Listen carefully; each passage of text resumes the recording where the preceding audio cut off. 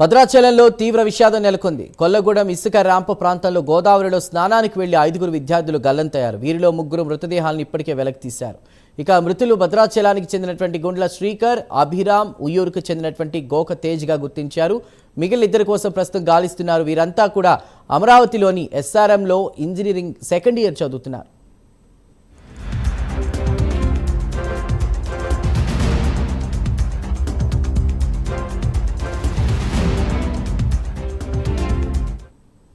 ఇదే విషయంపై పూర్తి వివరాలు మా ప్రతినిధి రజనీకాంత్ అందిస్తారు. రజనీకాంత్, ఇప్పటికే 3 మృతదేహాలని కూడా వెలికి తీసినట్టు తెలుస్తోంది. మిగతా 2 కోసం గాలిస్తున్నారని చెప్తున్నారు అధికారులు. అప్డేట్స్ ఏంటి?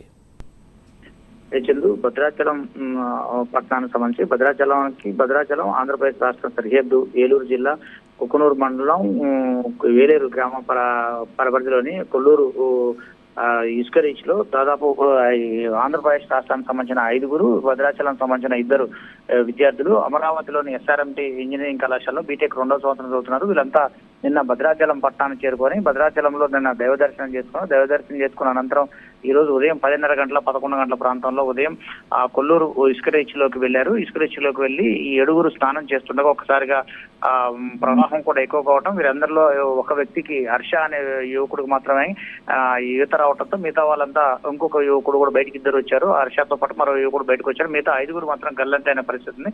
5 గల్లంత కాక వాళ్ళ 3 మాత్రానికి శ్రీకర్, భద్రాచలం సంబంధించిన పొడిశెట్టి శ్రీకర్ దాంతోపాటు పొడిశెట్టి అభిరామ్, దాంతోపాటు శ్రీకర్ ను భద్రాచలం సంబంధించిన 2 యువకుల మాత్రానికి నీటిలోంచి తీశారు. దాదాపు అటు వీరు మృతి చెందారు. ఇప్పటికే నవదీప్, ఉయ్యూరు సంబంధించిన నవదీప్ కూడా మృతదేహాలు 3 మృతదేహాలను కూడా బయటకు తీశారు.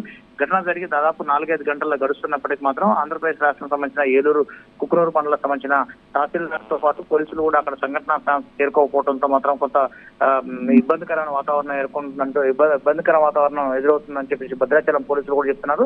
విషయం తెలిసిన భద్రాచలం పోలీసులు 11 గంటల ప్రాంతాల్లో 11-11:30 గంటల తర్వాత సంఘటన స్థలాన్ని చేరుకొని భద్రాచలంలో ఉన్న రెస్క్యూ సిబ్బందితో పాటు గజేతగాళ్లను కూడా మోహరించి వారందరినీ గల్లంతైన 5 మృతదేహాల కోసం మొత్తం తీవ్రంగా గాలిస్తున్నారు. మధ్యాహ్నం 3:30 గంటల ప్రాంతంలో మాత్రానికి వీరంతా 3 మృతదేహాల మాత్రానికి శ్రీకర్, నవదీప్, అభిరామ్ మృతదేహాలు తీశారు. మరో 2 మృతదేహాల కోసం మాత్రం తీవ్రంగా గాలింపు చర్యలు చేపడుతున్నారు. వీరంతా భద్రాచలంలోని పొడిశెట్టి అభిరామ్, దాంతో పాటు చారుగుండ్ల శ్రీకర్ భద్రాచలం చెందిన యువకులు కాగా మిగతా వాళ్ళు అంటే ఉయ్యూరు సంబంధించిన 2 యువకులు, దాంతో పాటు మరొక అంటే మదనపల్లికి చెందిన పాయం సతీష్ కుమార్ తో పాటు మరొక యువకుడు కూడా ఉన్నారు. వీరంతా 7 కలిసి మొత్తం అంటే భద్రాచలం దేవదర్శనంకి వచ్చారు. మరో పక్క ఉగాది సెలవులు ఉండటంతో ఇక్కడికి సెలవుల కోసం వచ్చారు.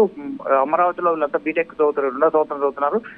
ఈ భద్రాచలం దేవుడిని దర్శనం చేసుకున్న తర్వాత ఈ రోజు స్నానాని కోసం అంటూ అక్కడికి వెళ్ళడం, అందరికి ఈ 5 ఎవరైతే 7 వెళ్ళారో 7 మాత్రానికి 5కి ఈత రాకపోవడం, మరో 2 మాత్రం బయట ఉంటాం. 3 మృతదేహాలు మాత్రం వెలికి తీసిన పరిస్థితి కనపడుతుంది.